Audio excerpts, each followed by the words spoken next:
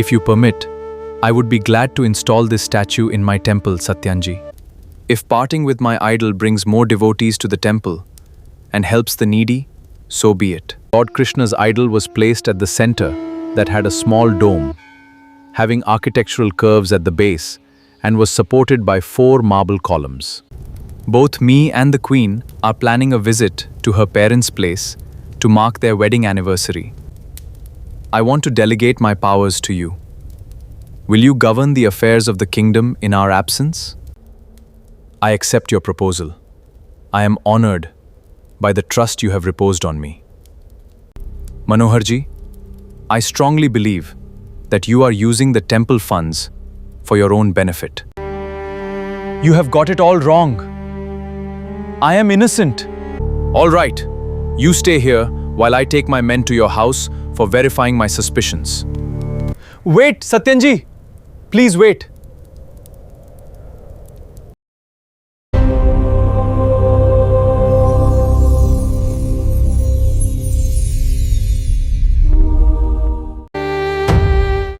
Please be seated, O Satyanji.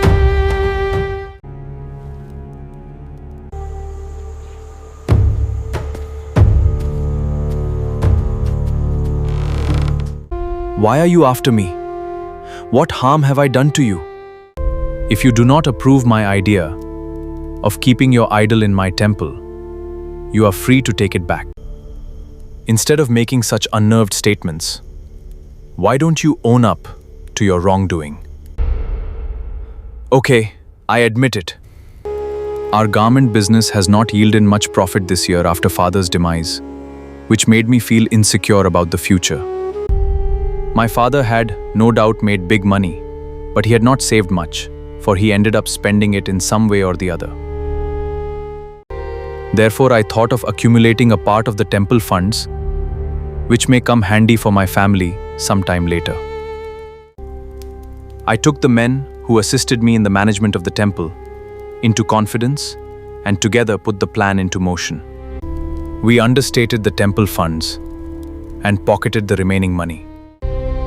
Since we had to provide you with full details of the money earned and spent by the temple on an annual basis, I had to offer some explanation for the low temple revenue shown in our books. Thus, I falsely claimed of there being a deficit in the number of devotees and contributions during this year. After my meeting with the king, I realized that every year I cannot expect to get away by parting only with a modicum of temple funds and offering the same excuse. I thought of a ruse which would enable me to not only donate the temple funds properly for the noble cause that they are meant for, but at the same time also get me a handsome share for meeting my personal needs. I felt that if I install your idol in my temple, it may increase the number of devotees and contributions that would help me achieve the twin objectives of using a portion of the funds to support those in need while setting aside the remainder for my personal benefit. I met you with this intention, and you agreed. If your business was not yielding the desired revenue, you should have taken pains to find out as to why this happened. Instead, you resorted to cheap means for making money. How shameful! Now that you have confessed, let me tell you my part of the story. I suppose you know Hari, who draws pictures? You seem to have already grasped what I am going to tell you. Still, I shall state the facts. Today, Hari came to see me with some information. As you know, Manoharji, he had drawn a picture of your temple and presented it to you. You liked it so much that you bought it and rewarded him with money. You told him to come inside the temple and make a picture of the deities, right? You are right, Satyanji. Your little son, Udyog, demanded that Hari foremost make a portrait of his and then take some other assignment? As Hari began his work, he heard some talks going on between you and your wife in the other chamber. Then, suddenly he heard you raise your voice and utter these words. So what if this money belongs to the Tem The sentence was not completed, and you fell silent. He was puzzled at what you said, but could not make out much of it. When Hari met me, he made a reference about that incident, which left me puzzled. What could Tem indicate?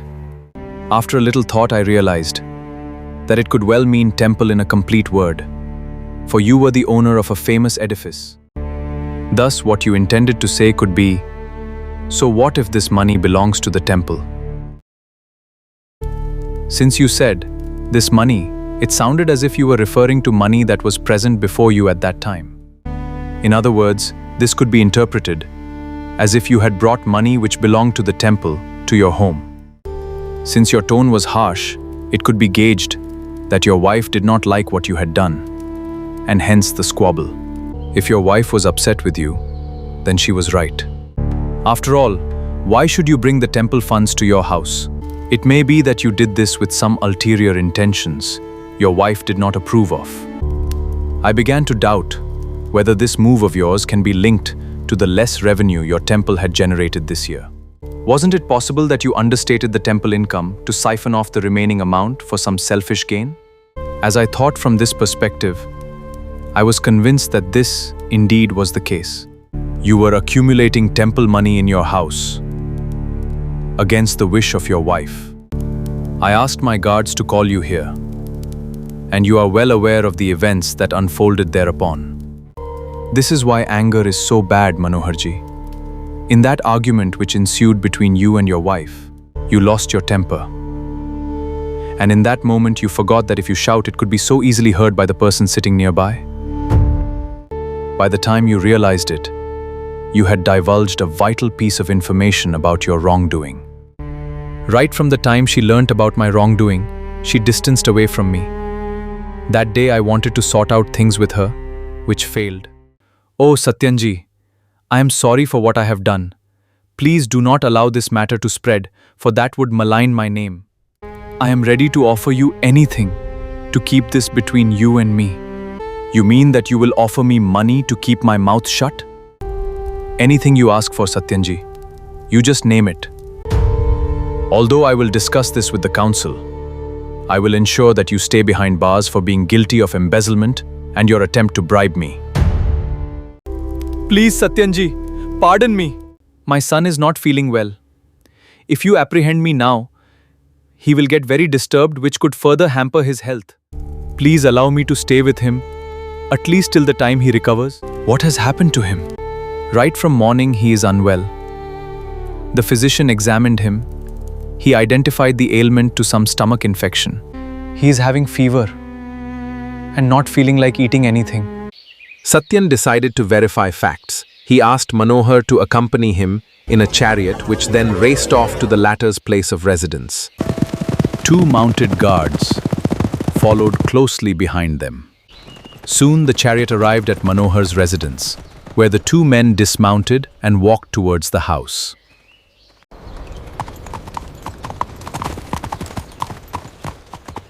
The door was opened by a short but beautiful woman, who was Manohar's wife, Devayantari.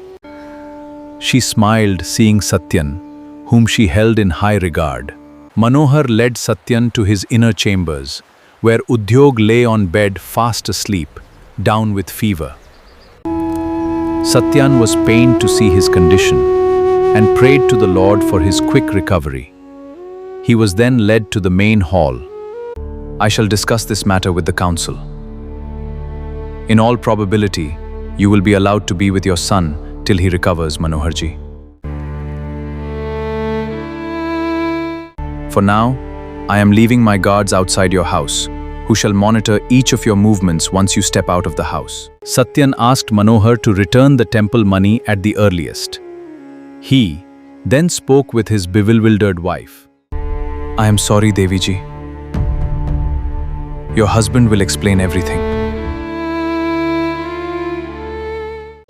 Satyan instructed his guards to be on vigil outside the house and came back to his chamber.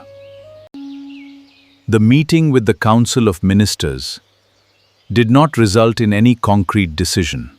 While some felt that Manohar should not be apprehended till his son recovered, others opposed it. Using the right bestowed on him by the king to take independent decisions in the kingdom matters, Satyan decided to do what he felt was right. Soon, the others who had connived with Manohar in the temple fraud were caught and jailed. The temple money was also recovered.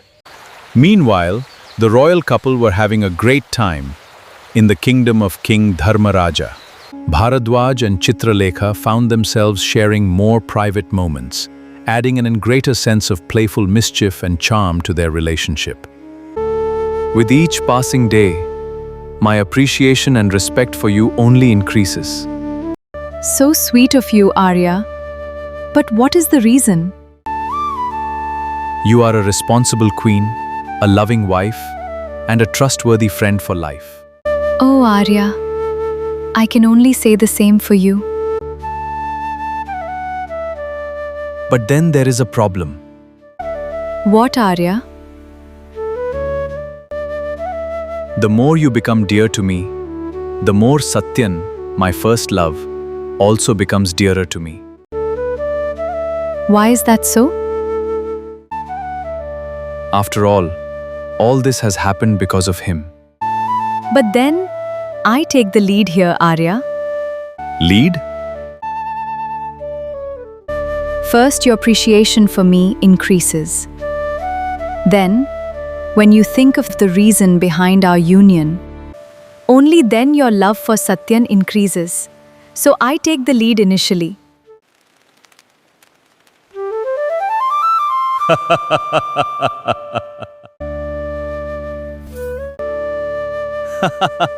Only one expression. You have won today's round, Chitra. Aha! And that completes our little round.